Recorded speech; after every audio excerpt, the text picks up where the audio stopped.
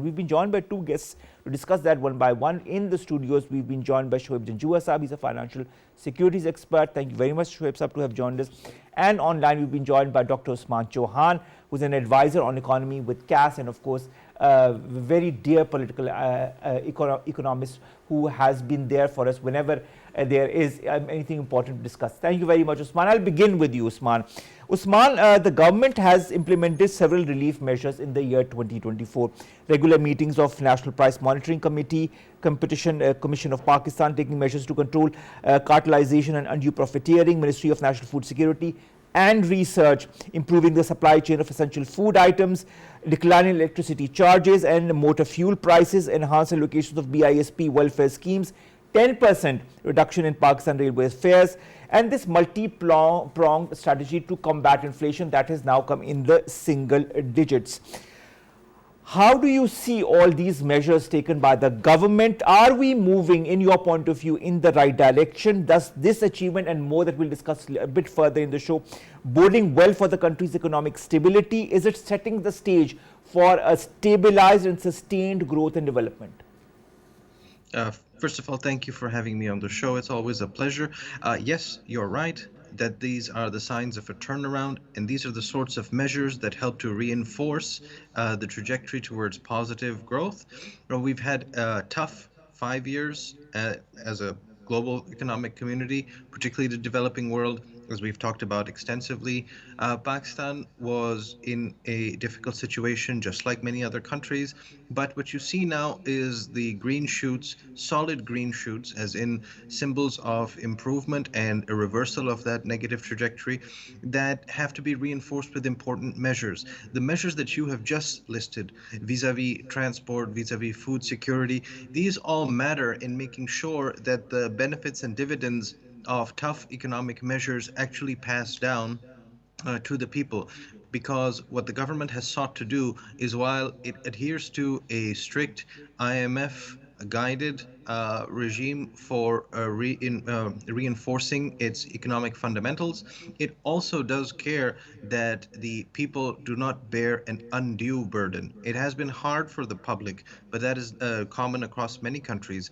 So if you have these kinds of measures, which you have defined as relief measures, it's absolutely right. They are part of the balance that the government seeks in order to make sure that the public does participate in that austerity effort, while at the same time not having an undue pressure. And so I believe that these are the sorts of measures that actually bring a ground reality in terms of meaningful change. You have to have these targeted measures to improve specific areas where specific bottlenecks exist. Once these specific bottlenecks are addressed, you then see the austerity program, which has been top down by nature always, come into a grassroots level. These are precisely the sorts of things that one would need to see translation of a broader strategic concept of economic reform brought down to actual measures that are then more robust in the longer term. All right. Shoaib Janjua Saab, Sir. KSC 100 index. Sir. Benchmarks we have never ever seen in Pakistan's history. And still there was a little decline, then it has jumped back up. More than 100,000. We never in our wildest of dreams had thought that the KSC 100 index would reach, or PSX would reach 100,000. It has gone even beyond 115,000, now 112,000. Then the current account balance in the July-November fiscal year 2025 posted a surplus of $0.94 billion against a deficit of $1.6 billion in the same period last year. Current account deficit narrowed down a little bit before, but now it's back. Trade deficit, July-November fiscal year 2025, because 1st of October is the fiscal year 2025, increased by 9.6%. Workers' remittances, July to November, increased by 33.6%. FDI during July-November increased by 31.3%. And of course, Pakistan also attracted $230 million in foreign investment in May this year in treasury bills, the highest inflow in 4 years. Combined together, how do you view 2024? Sir, thank you very much for taking me on the air. It has been always a pleasure. If you ask me that whenever we're going to write a signature story for stock market about, especially about 2024, we would say that this was the year that the stock market has actually bulls have really commanded the stock market, but the bulls have never come at their own, but there were certain fundamental changes within the economy, as highlighted by our earlier friend, that those structural changes, they were very painful, but once they started, their impact started reaching to the public, and especially when we had got the note from the IMF, and the inflation numbers and the interest rate, they all become so conducive that the stock market went upward and started defying the gravity. So we would say that this whole bull's run had a reason to be there. All right. So, I mean, but I think a benchmark has been set as far as 2024 is concerned, and this benchmark, I don't know whether 2025 will be able to break it or not, but nevertheless, this is going to be an interesting precedent that we'll see next year, whether it be followed by much better indicators or not. This is something that I'll discuss a bit later. But Usman, coming to you, the GDP growth for fiscal year 2024 is estimated at 2.52%. In July to November, incorporation of companies registered with the SECP increased by 13.1%. FBR tax collection July to November increased by 23.3%. The KSE 100 index, we've talked about it. This and more indicators that I've also talked to Shoaib about, the KSE 100 index, the current account deficit reducing, workers' remittances increasing, FDI increasing, and of course foreign investment in T-bills that we've never seen in the last 4 years. What is your impression if I were to ask you what 2024 meant to you economically? 2024 meant to me that there is a concrete reversal in the midst of a very difficult global decade, the toughest one so far in the last 50 years for the world economy. So 2024 marks that turnaround. You had the COVID and post-COVID events, very difficult. Now these indicators all signify that there is something different in the air. This, I hope, is long lasting. I'm not speaking from a domestic perspective, but also internationally. I hope it's long lasting because, as you know, we are about to witness some tremendous changes in the global economy driven by a new US administration. This administration is coming with a totally different agenda for the world economy. It may involve far more unilateralism. It may even involve perhaps bullying of countries, the rejection of globalization, the creation of barriers to trade, protectionism. These are the sorts of things that, as countries have just emerged from a very difficult half decade, are probably not ready for. And to think through what might happen versus what will actually happen is extremely difficult. So I would like for these changes being wrought on the global economy, and then at the domestic level, all of the positive things that you have mentioned. The stock market is just one of them, but the inflation, the growth, the employment, all these things that are the registration of companies, even that is an interesting indicator that these are the marks of robust, internally driven growth. As we switch from the austerity program back to the austerity paradigm, back to a growth paradigm, and that GDP therefore increases with time, that all of these exogenous forces that are also likely to come about, for which the magnitude is not yet known, don't throw a wrench too great in the system. So what I am saying is that things look good now, and I would like this to continue, but we just don't know what the world would look like for the second half of this decade. That's true. That's true. Well, you know, there's a lot of question marks regarding what 2025 has in store, and of course later years as well, the next 3 or 4 years. Let's see. I mean, keeping our fingers crossed. Shoaib Saab, the OICCI's Waves 26 Business Confidence Survey for October and November 2024 reveals a substantial improvement in the overall business sentiment in Pakistan. The Business Confidence Index rose by 9 percentage points. The State Bank of Pakistan in December, we all know, reduced its key policy rate by 200 basis points to 13%. This marks the 5th consecutive cut since June 2024. Of course, this is to stimulate economic growth a bit. easing inflation as well. Does this, in your point of view, reaffirm a positive outlook for Pakistan's economy in 2024 and also maybe for the fiscal year 2025 that continues in 2025, driven by better economic growth, stable exchange rate, easing inflation, and of course confidence, reinforcing confidence in the country's business environment?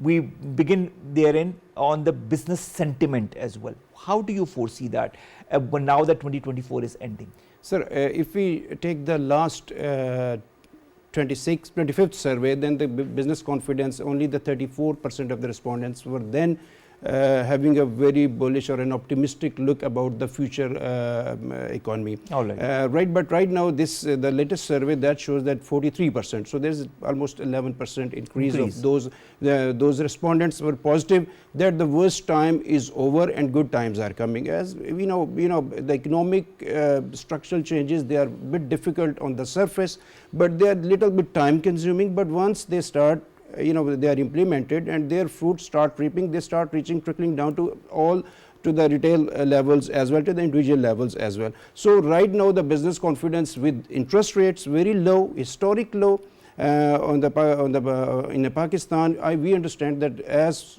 the credit will the financial industry will start dispersing credit to the small and medium sized businesses, then the economic outlook would further improve, and we are expecting 2.5 and 2.8 GDP growth for the next year, but probably the number would come eventually higher than this, what is right now, what the analysts or the multilaterals are anticipating about us. So we would see that in the times to come, the economic, all these factors would actually start yielding the positive results, and economic outlook would definitely improve.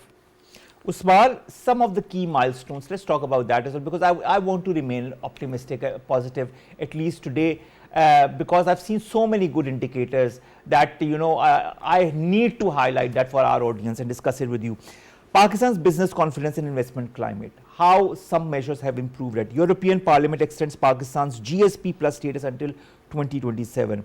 The SCO summit that takes place in this year between the 15th to the 16th October 2024, and wherein Pakistan's role in regional cooperation is highlighted, and of course the number of countries that were there were proof of that. After a 4-year suspension, Usman, PIA is set to resume flights to Europe starting with Paris on the 10th of January 2025. This also will facilitate trade and tourism. Does the coming year, in your point of view, sound more promising with milestones such as these? It certainly does if you look at it endogenously. These are the first steps towards a broader, widespread recovery. If we look purely at the endogenous model, the signs that you have provided are unassailable proof that things are better. No one should be a pessimist just for the sake of it, and I fully endorse that. You are, mashallah, a person of a very resilient and optimistic temperament. I think we can all draw upon this example, and I don't want to spread any unnecessary negativity, unnecessary being the operative word. We need to have a recognition of the merits of the tough choices that had to be made, and contrast how difficult the beginning of this year was with how things have been in the last quarter of the year. Things were very, very hard, and it wasn't easy to make the choices that were made. And nobody was anticipating that things might turn around at a certain schedule, one that ended up being even faster than the mean consensus forecast was. So these things stand on their own merit. When you take tough choices, tough decisions in the national interest, you may have to take some pain, but you will see the dividends of that in the longer run. Some of those dividends have appeared faster than one expected. The stock market is just a minor example of that, but we have to keep in mind that the road to progress is never an easy one. It is always an ongoing struggle. Even the countries that you might have considered exemplary economically have faced hurdles, more acute ones in recent times. So it is always an ongoing struggle where everybody has to be on the same page. And on that journey, if you get some good signs, take the time to enjoy them and celebrate them. And I think that is the spirit of our discussion today. Exactly, that should be the spirit, inshallah, in 2025 as well, if things go the way they are moving forward. Coming to you, Shoaib Saab, let's talk a little bit about the business climate as well. When you look at the credit ratings that have been given, Fitch upgrades Pakistan's credit rating to CCC plus in 2024. Moody's revises Pakistan's credit ratings to CAA2 with a positive outlook, which highlights confidence in Pakistan's fiscal reforms and economic resilience. Fiscal reforms and economic resilience seem to be two key words when it comes to these credit ratings. Do you feel that these reforms and resilience are indication for a more robust business climate for Pakistan? Well, if you sum up Pakistan's last 2 decades economic performance, we have very consistent bouts of boom and bust, right? Right, but probably right now the current government's focus has shifted from a long-term strategic view of economic management rather than making a short-term decision. So whatever we saw in the last 18 months, the certain steps taken by the government which were very painful, and it was the rising food prices and the energy and the petrol prices, all of them were very difficult for the common people.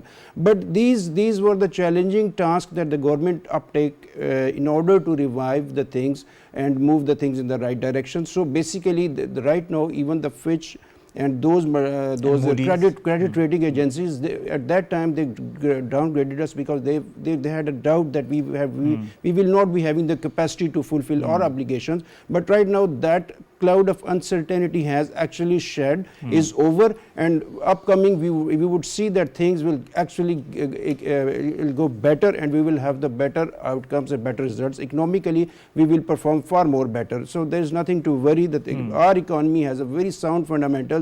We needed the direction, but that direction is right here.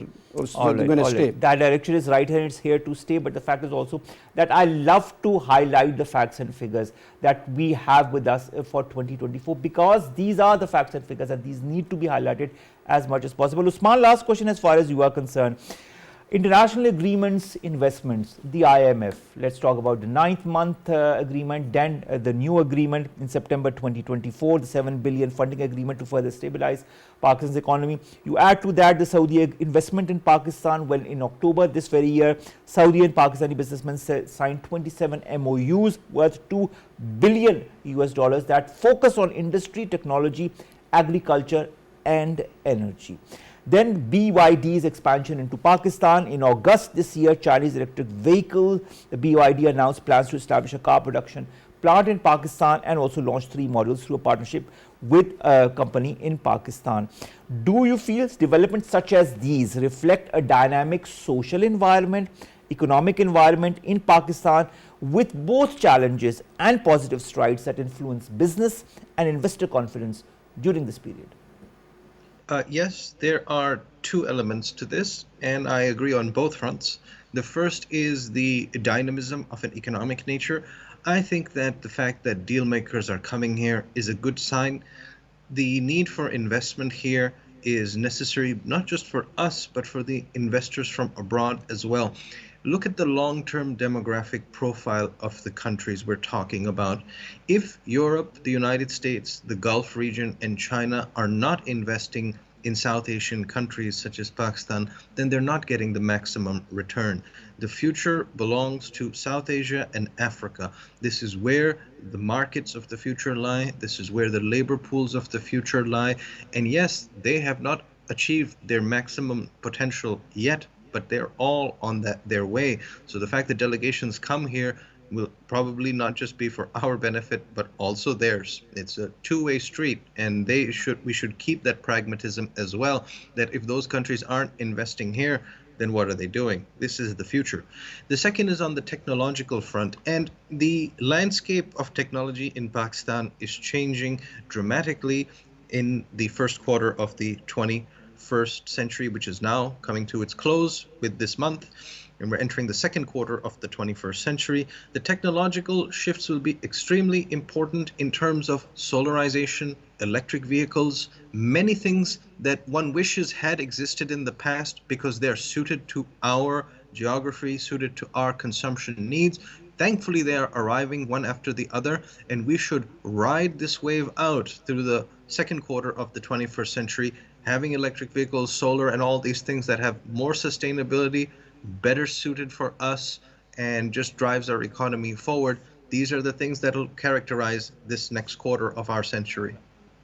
Thank you so very much, Dr. Usman Chohan, to have joined us online. Thank you so very much to Shoaib Janjua, financial securities expert, to have joined us. It's so interesting, you know, when we discuss with two specialists on where our economy has gone in 2024 and what should we look forward to in 2025. But, you know, I need to highlight the positive aspects. I need to also see that we look forward to a very, very positive 2025 when it comes to our economy. Let's keep our fingers crossed and let's keep working in the right direction. Thank you very much.